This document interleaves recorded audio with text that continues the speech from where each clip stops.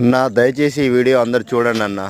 ఎందుకంటే ఏవేవో పనికిరాని యూట్యూబ్లో వీడియోలు చూస్తూ ఉంటారు. దాని అర్థం పర్థం లేని వీడియోలు కూడా లైకులు కొడుతుంటారు. కానీ మా రైతులవి మాత్రం వీడియోలు ఎవరు చూడరు, లైక్ చేయరు, ఆదరణ అస్సలు లభించదు. మరి ఆ రైతులు ఏం పాపం చేసినో తెలియదు. కానీ ప్రకృతి అట్నే రైతులను నష్టం చేస్తుంది, ప్రభుత్వాలు నష్టం చేస్తాయి, ప్రతి ఒక్కరూ రైతునే నష్టం చేస్తారు. కానీ వాళ్ళ బాధలు కష్టాలు చెప్పుకోవడానికి ఒక యూట్యూబ్ లాంటి దాంట్లో కూడా ఎవరు సరిగా ఆదరణ లేకపోతే ఎట్లా అన్న?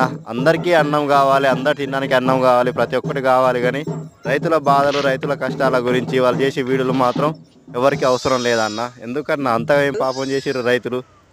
మనకు ఫాస్ట్ ఫుడ్ సెంటర్లు ఉన్నాయి కదా, బేకరీలు ఉన్నాయి, ప్రతి ఒక్కటి అనుకుంటారు కదా అన్న.